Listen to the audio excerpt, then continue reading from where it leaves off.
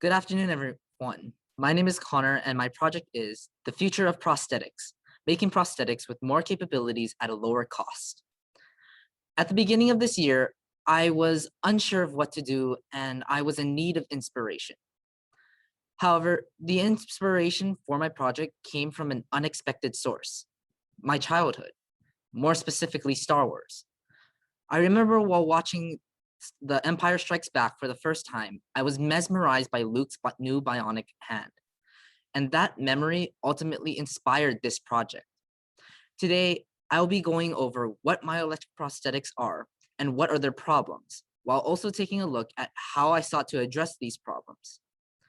So, what exactly are myoelectric prosthetics? Well, myoelectric prosthetics are a revolutionary type of prosthetic that uses electromyography signals, or EMG, to control the movement of a prosthetic hand. This is accomplished by placing sensors on or in specific muscles in order to get an EMG reading. The image on the right represents one example of how sensors are placed on the radial, median, and musculaneous nerve to control a prosthetic arm. EMG readings come out as an analog output, which is then used to control a prosthetic in various ways. So, how are EMG signals utilized? Well, the figure on the right details the different control types that myoelectric prosthetics utilize. Of these 7 control types, on-off is the most commonly used due to its simplicity. The way on-off works is that it acts as a binary code that tells the prosthetic to open or close depending on whether or not a threshold EMG limit is reached. Another common type of control used is proportional control. This control opens and closes a prosthetic in proportion to the EMG signal that is being outputted. However, through my research, I found these control types to be restrictive due to these 2 control types only being able to open and close. Due to this discovery, I have chosen to use function selection mode, or FSM, to allow my prosthetic to conduct more commands besides just opening and closing. So now that we know what myoelectric prosthetics are and how they work, let's move on to what are their problems. First off, starting with the issues of capabilities. The capabilities that myoelectric prosthetics possess is their largest selling point, but they have some surprising limitations. First of all, most high control prosthetics require a surgically implanted sensor to work. Secondly, prosthetics rarely utilize the senses for actions such as reflexes. And thirdly, most prosthetics use on-off control, which only opens and closes. Because of these limitations, major revamps are needed for future myoelectric prosthetic devices in order to gain more realistic capabilities. Now moving on to the issue of cost. With this revolutionary technology being sold on the market for amputees, the question remains, how affordable are these prosthetics? Unfortunately, the Department of Veterans Affairs found that the cost per prosthetic for Vietnam and Iraqi veterans in 2010 ranged from $18,000 to $62,000. Unfortunately, this first number given is not the end of their bill. The Amputee Coalition estimates that prosthetics need to be replaced consistently and can be replaced as little as a few months, which results in a ballooned cost of $131,000 to $823,000 over a lifetime. Additionally, the total cost is increased due to companies instilling 1 prosthetic per lifetime, $2,500 per lifetime, and $500 per year caps on insurance. To combat this price tag, I have decided to 3D design and print prosthetics in order to cut back on manufacturing costs, while also using downsized technologies such as Advanced Technologies Malware Sensor for only $30. By using more accessible materials and components, I was able to significantly cut back on the price. This graph was created by the Department of Veterans Affairs to display the cost for prosthetics over different periods of time. As you can see from the graph, the price of prosthetics can range widely. The graph also makes a distinction between Vietnam veterans and OIF, or Operation Iraqi Freedom veterans. And the trend that can be deducted is that OIF veterans, who are younger than Vietnam veterans, have a larger lifetime bill than Vietnam veterans. This captures the basic deduction that the longer you spend as an amputee, the more expensive the compounding cost of prosthetics will become. So ultimately, with all of these issues in mind, I came up with the engineering goal of making a prosthetic that takes both cost and effectiveness into consideration to yield a prosthetic hand prototype that can have moderate to high capabilities, while also restoring some of the basic features of the sense of touch, such as reflexes. So how exactly did I do this? Using a malware sensor and an Arduino Uno, I began coding and testing my EMG sensor. Once this step was fine-tuned, I moved on to the tricky part of using the EMG output to control my motors. I started off by first testing on-off control on one of my 3 motors in order to understand how the motor actually worked. And once I did this, I produced the code that utilized FSM mode to conduct 5 separate functions. Once the code was finished, I moved on to designing and printing my 3D prosthetic.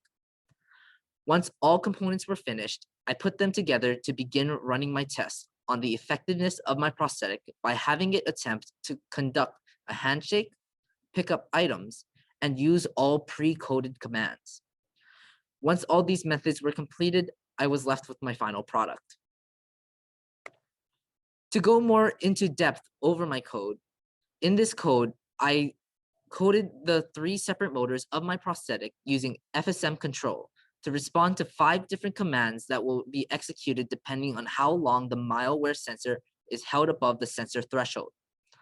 After 0.5 seconds, all motors will activate to make a closed hand. After 1 second, the index finger will extend while all motors remain closed, creating a pointing finger. After 1.5 seconds, the hand will create a thumbs up. And after 2 seconds, the hand will make an OK symbol. And after 2.5 seconds, the hand will revert to relaxed mode.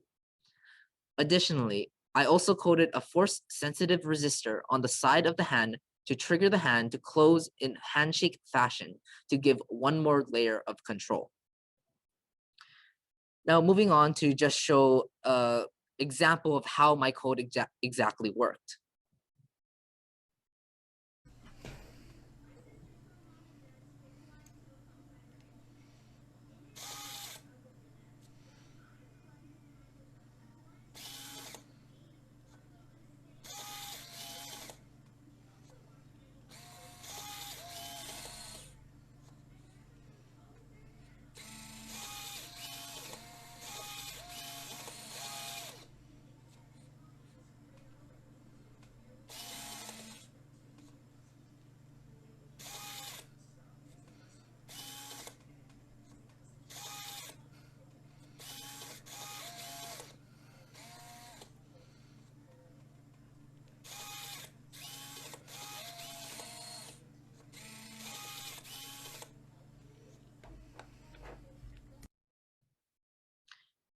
As you can see through my video, I was actually able to take advantage of function selection mode and was able to control the 5 different key commands that I programmed into my motors.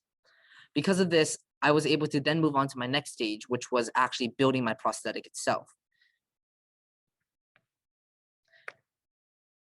As for the results of my project,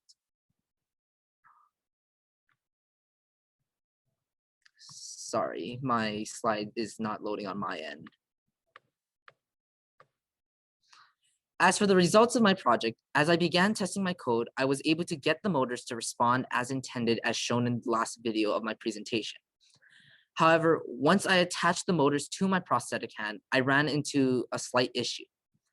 The material I used in the joints of the hand were too rigid to function properly. Although my hand did close when manually pulling on the strings, the motors could not fully pull the strings and make a fully closed fist as intended, resulting in the hand ultimately failing. I was very disappointed that it didn't work, but I was glad that it was a problem with the material and not the hand as a whole. Currently, I'm redesigning the hand to be able to close with my motors and I believe that once this redesign is finished, I will have a fully functional prosthetic arm. Additionally, as of right now, the price of my prosthetic is sitting at an estimated manufacturing cost of $500, which is roughly 3% the price of the cheapest myoelectric prosthetic that the Department of Veterans Affairs looked at. In the future, I plan to redesign my arm to be able to work properly while also implementing artificial intelligence to provide more capabilities in hopes that one day prosthetics can be more like Luke's bionic arm. So after doing this project, I realized there's a lot of unique skills that I learned over the course of this year. One of those unique skills is being able to go off on my own and create a research project from scratch. Before this year, I could probably do a history research paper at best, but a research paper for history cannot compare to the amount of work and effort that a science research paper takes. It took weeks and months of constant researching and revisions to my project in order to get a product that I was actually glad with. And from this experience, I not only learned how to do this, but I also learned how to take responsibility, how to manage my time. But because of this project, it also made me realize a lot of flaws in my everyday life that I noticed that I had to change. The first thing I learned was don't put things off till later. Because over the last few weeks, as I was preparing for the International Science and Engineering Fair, I realized how much work I had to do. And because I tried to crunch that work in a short amount of time, I ended up putting more work on myself than what probably was needed. I probably could have spaced myself, I could have timed myself better, and actually got my work for ISEF done over the course of a week or two. But instead, I put it off until the weekend, and I had to work extra hard over this past weekend to finish my project. My second major lesson I learned from this was to ask my classmates for help. For people who decide to take this course next year, you have to realize that everybody in this class is in the same boat as you. Everybody in this class is going through the same process of procrastination, the same process of trying to get their work done and trying to figure out how to do it. So just lay out your hand and ask for help.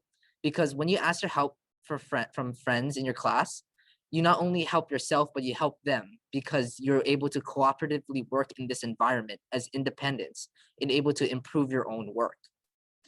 Thirdly, what I also learned is don't forget to turn in your science journals that are due every Friday at midnight.